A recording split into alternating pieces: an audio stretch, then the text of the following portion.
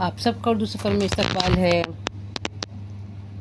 گھر بیٹھے ہو آسان ہر مشکل کام، گھر بیٹھے ہو آسان ہر مشکل کام، آپ کے پاس ہے اگر اردو سفر کا نام۔ چلیے آج ہم آپ کو خلاصہ کرائیں گے سبق نمبر 7 کا، جو ہم نے پڑھا تھا فہمیدہ اور بڑی بیٹی نعیمہ کی لڑائی، جو لکھا ہے مولوی نذیر احمد نے۔ پہلے کچھ الفاظ جو ہیں نیچے لکھے ہوئے ہیں، ان کے معنی دیکھ لیتے ہیں تاکہ ہمیں لکھنے میں آسانی ہو۔ منصوبے ارادے، عقل کھرا روکھا وہ شخص جو ملنسار نہ ہو، تنتنا تیزی چالاکی، رسی جلی پر بل نہ گیا، کچھ نہ ہونے پر اکڑنا، فعل مچانا ڈھونگ رچانا، فسد رگوں میں سے خراب خون نکالنا۔ یہ ایک ٹریٹمنٹ ہوتا ہے تو جس کے ذریعے خون جب خراب نکال دیا جاتا ہے تو اس کی جگہ اچھا خون بن جاتا ہے۔ بے تعامل بغیر سوچے سمجھے، فہمیدہ سمجھدار، ویسے یہاں پہ اس کا نام ہے، فہمیدہ ایک لیڈی کا نام ہے اور یہاں انہوں نے سمجھدار اس کا میننگ لکھا ہے۔ کیریکٹرز ہیں اس میں، فہمیدہ ماں ہے، بیٹی ہے اس کی نعیمہ اور چھوٹی بیٹی ہے حمیدہ۔ پاکھنڈ مکر و فریب، اور مجھے یاد آ رہا ہے ہم نے بھی اپنے اسکول ٹائم میں اکبری اصغری کی کہانی پڑھی تھی اور غالباً وہ بھی مولوی نذیر احمد کی لکھی ہوئی تھی، اور آج ہم آپ کو یہ بھی دو بہنوں کی کہانی کا خلاصہ کرانے جا رہے ہیں۔ سبق کا خلاصہ، مولوی نذیر احمد اردو کے ایسے پہلے ناول نگار ہیں جنہوں نے اپنے ناولوں کے ذریعے اصلاح قوم کا کام لیا، یعنی قوم کو سدھارنے کا کام کیا۔ ان کا ناول توبۃ النصوح بے حد مشہور ہے۔ فہمیدہ اور بیٹی نعیمہ کی لڑائی اسی ناول سے اخذ کیا گیا ہے، مطلب لیا گیا ہے۔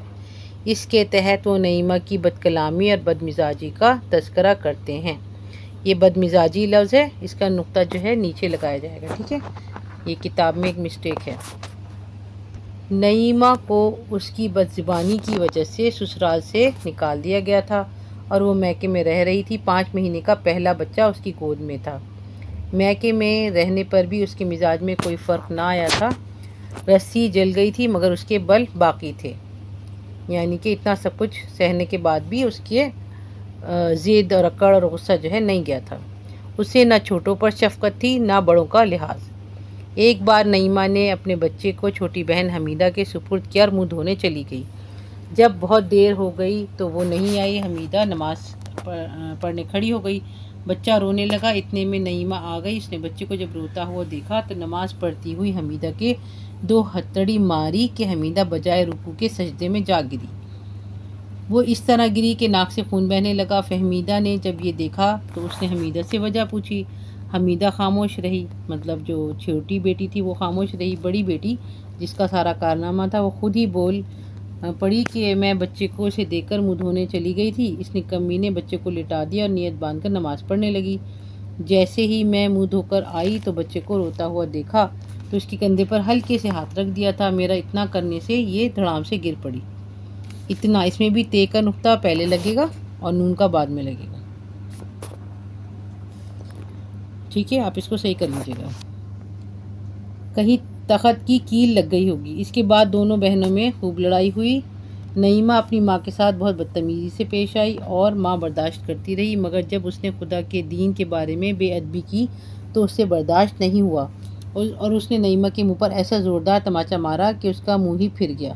تماچا لگتے ہی، یعنی تھپڑ لگتے ہی نعیمہ نے ایک آفت سر پر اٹھائی، اس نے اپنے معصوم بچے کو مارا۔ اس کے بعد عجب عجب ڈھونگ رچائے، جیسے غصہ آ رہا تھا اسے تو کسی کا غصہ کسی پر اتارتے نا، تو اس نے اپنے بچے کو ہی مار دیا جس کے لیے وہ شروع میں بڑا وہ کر رہی تھی، اور اب اسے نے پیٹ دیا۔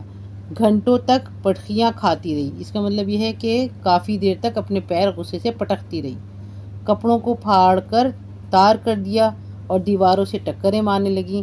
اس کے بعد یہ مکر و فریب دیکھ کر سارا گھر تھرا اٹھا۔ یہ کتاب کا لفظ ہے تھرا اٹھا، اس کی جگہ ہم یہ لکھ سکتے ہیں کہ سارا گھر خوفزدہ ہو گیا، ٹھیک ہے؟ یہ ہے آپ کا چھوٹا سا خلاصہ، اور اگلے ویڈیو میں ہم آپ کو کرائیں گے تشریح کا کام۔ بھولیے گا نہیں، جلد ہی آنے والا ہے اردو سفر پر تشریح کا کام۔ اردو سفر کو زیادہ سے زیادہ لائک، شیئر اور سبسکرائب کریں تاکہ اردو پڑھنے والوں کا فائدہ ہو سکے۔